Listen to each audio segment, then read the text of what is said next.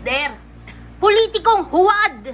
Politikong huwad! Woo! Ano po ang reason ba't kayo pumunta dito? Personal po ba or politics aspect po? Yes, the reason why I am here is because I want to bring to the international community and talk to the Filipino community here in Australia about the International Criminal Court and the case of former President Duterte, as well as discussing what is happening in our country right now in terms of the performance of the administration of President Marcos.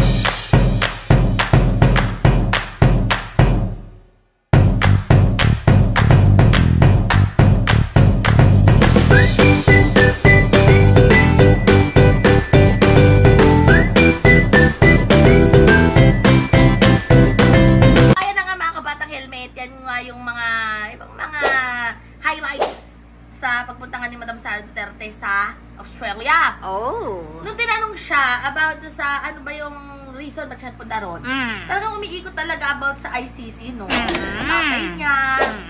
Pero talagang yung point ng pagpunta niya doon is to bring him home. Ganun. Talaga ba? Ito nga mga kabatang helmet. Nako. Etong next na video, ito nakaka-inspire. Hi everyone.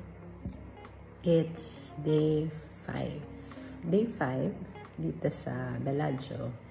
Day 5 of my residency. Ano lang, magpo-proof of life lang ako. Naging very busy kasi mula nung pagdating, sabak na kami sa trabaho. Nandito ako with 11 other residents. Programa ito ng Rockefeller Foundation since, kung hindi ako nagkakamali, 1959. Nag-i-invite sila ng mga residents na may ginagawa ng mga projects na tingin nila magkakaroon ng malaking impact sa community, sa tao. So, ang kasama ko dito, nanggagaling sa iba't ibang mga fields, mga very accomplished na.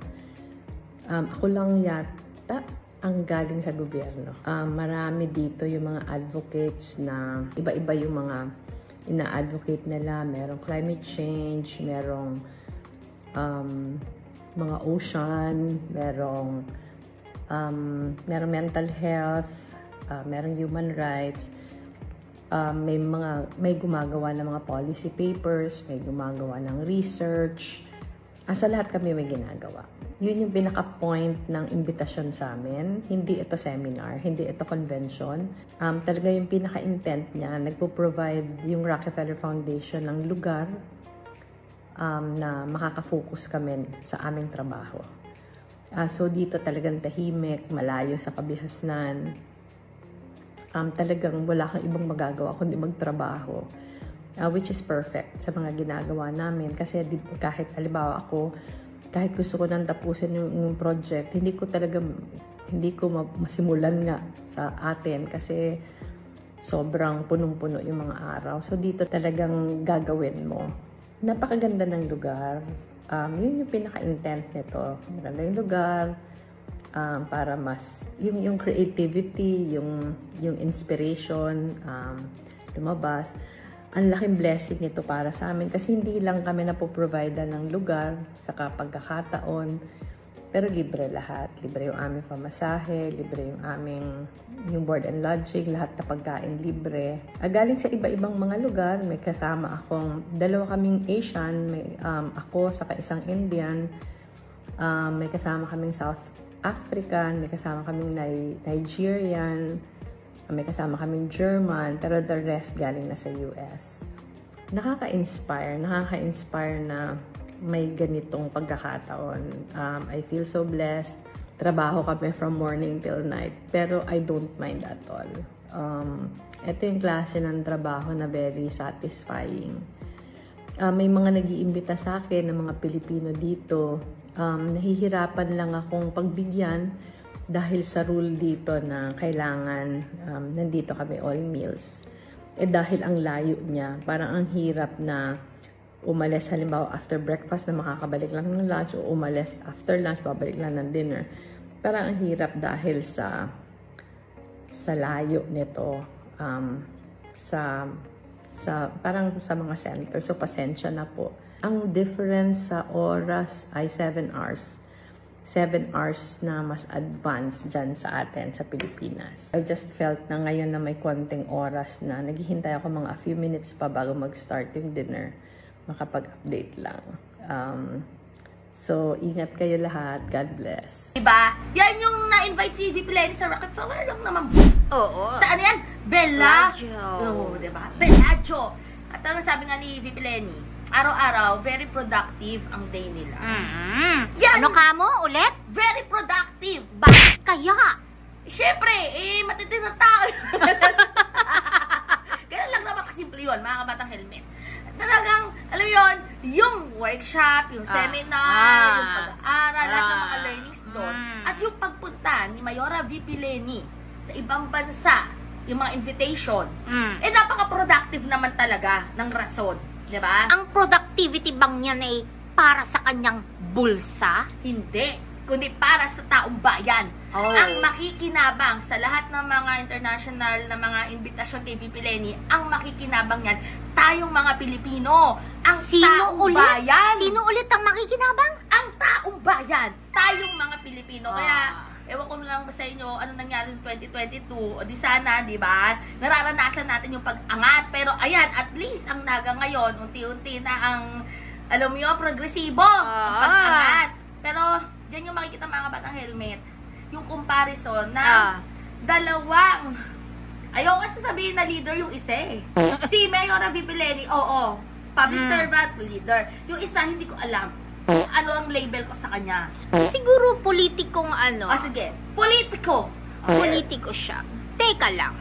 Sigurado Sigurado ba siyang para sa tatay niya talaga ang pagpunta niya doon na nasa ICC? Bakit? Ano pa ba ang ibang dahilan ng pagpunta niya ng Australia? Hindi ba siya nangangampanya? Pwede. Kasi diba, Daig ng masipag ang maagap Oo. na confidential. Uy, teka lang malapit na ang Lunes, mga batang helmet. Kala ko malapit na ang 2028. Malapit na rin yan. Pero, ayan, abangan natin kung ano magiging ganap sa June 30, diba? At sa mga susunod pang araw hanggang makarating tayo ng SONA. At sana talaga makarating na tayo sa impeachment trial. Diba? Talaga lang. Maraming humahan. Ay, meron nga palang nagpapadisbar pero hindi daw siya madidisbar. Bakit? Hindi naman talaga siya madidisbar, hindi naman siya abogado eh. Baton siya eh.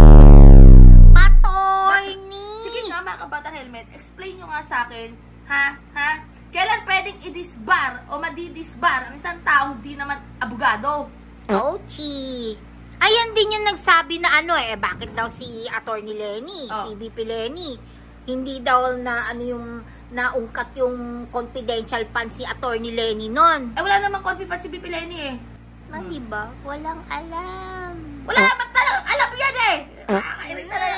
Pinapasweldo na mga ganyang klaseng politiko. Nakakainis na. Tapos ikaw, trabaho ka ng trabaho. Tapos may manghihingi sa'yo. Ay, nako, mga kabatang helmet. Shoutout muna sa lahat. And may galang shoutout, Bichuga Par.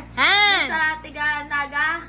Shoutout po sa inyo. Yung comment kahapon, Sir Edgar ata pangalan niya. O basta, ayan, yung Tiga Naga. Kaya may galang shoutout po sa inyo. And sa mga bago nating subscribers. Yes, maraming salamat po. At ito pa pala mga kabatang helmet. Mag-a-announce muna ako dahil pa-July na. Yeah. Diba, mga feeding program natin, naka-roll out na yan. Alam niyo naman, ng August, diba? Yes. At ang month ng July. Yes. Pero ito mga kabatang helmet, magpapa-feeding program po ako sa, ano yan, Bidyo Kapar? Yung foundation. Doon sa Pitil? Ay, hindi. Doon sa Tayuman. Yung, kung natatandaan niyo po, yung sunamahan ko during nung mahal na araw, nung nagpalaspas nga tayo, napunta po tayo doon sa SVD, Bidyo Kapar. Hindi mo kasi magsasama. Sumama na. Kasi sumama ako eh. Diba sabi? Nakakita ka lang ng prosesyon, sumama ka na. Hindi, diba? Doon sa panahon ni Jesus, diba? Nung nagpipreach pa si Jesus Christ, diba? Sumama yung mga taong nakikinig at naririnig siya. Sumama nga ako. In short, yung si Father Flaviano, Bidyo Kapar, diba? Si Father Flavi. ang tumutulong sa mga victims ng EJK. Yun nga mga Batang Helmet. Dahil nga meron din po sila dong parang Kalinga. Chance and Kalinga. Basta napanood nyo na yun sa vlog natin. Doon tayo magpapakain ngayon. Yes! At para, di ba, syempre, i-share din naman natin sa ibang community yung mga fans natin. Kaya nagpapasalamat po kami lahat sa inyo ng mga nanonood, mga subscribers, mga viewers natin. Dahil po sa panonood nyo at hindi pag-skip ng ads, nakakapagpakain po kayo ng mga homeless at mga kababayan po natin na, alam niyo yun, hindi lang salat sa bulsa, hindi lang salat sa laman tiyan, kundi salat sa spiritual at emosyonal na kalinga. Kaya maraming salamat po sa inyo lahat. And sa mga iba pang mga humihingi ng tulong Bichugapar. Diba? Ay, naku po. Marami na po kasing nakalaan yung pondo natin. Medyo naka-budget po siya. Naka-budget po siya. Pero, huwag po kayong mag-alala dahil meron po tayong mga social media handlers. Sila po yung makipag-usap sa inyo. Kasi ako, mga Batang Helmet, kung ipipm nyo ako, hindi ko talaga masasagot yan. Dahil hindi ko nahawak ang aking mga accounts. Dahil nga, super busy po tayong nilalang. Kaya kung may mas masagot sa inyo, minsan, doon sa mga nagpipm sa akin madalas before, like si Sir Aistero, ayan, Bichugapar, sila Sir Boogie, si Sir Von, malalaman nyo na ako yung ka-PM nyo kapag, basta alam nyo yun.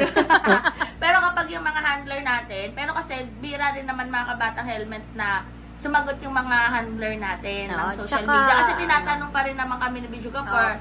Diba? Kaya, so, ayan. sinasangguni po nila. At saka si Ma'am Mary Del Santo, yan pa. Ako talaga nakaka-PM yan. Pero, ayan nga mga Kabatang Helmet, basta sa mga nanghihingi ng tulong, naka-budget po tayo ngayon. May nakalaan na kasing mga orphanage, mga charity, na nandun na napupunta yung budget natin. Pero kung kailangan nyo talaga ng tulong, si Bichugapar, may nag-PM din sa atin.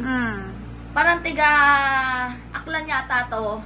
Sinabi lang ng ating mga handler, tiga-aklan, nangingi nga siya ng tulong. Bata kasi, Bichugapar. May congenital anomalies. So, yun. Pag-aaralan muna natin kung kaya natin mabigyan ng tulong kasi yung budget po natin ngayon, nakalaan na yan sa mga activities and programs po ng mga institution. Tsaka kasi sa panahon po ngayon, marami na pong budol. Oo, ingat-ingat din sa mga budol ha. Ingat-ingat sa mga scammers sa mga budol. Kaya bago po tayo magbigay ng tulong, fini-filter out po natin, titignan po natin. Kasi diba during the pandemic, nabudol nga tayo nung may humingi ng gasolito. Tayo naman binigyan natin ng gasolito. Tapos mabali-balitaan natin, may pang cellphone pala. Diyos ko dahil. Pero ayan nga mga Batang Helmet, kung nagustuhan mong video to, kalimutan mag-subscribe at i-click ang notification bell para lagi updated sa mga in-upload po namin Bichugapar. Basta stay happy, stay healthy, and stay safe tayo as always. Sabi nga sa buhay niyo, nag-helmet din ang booking setting para everyday. God bless everyone. Bye!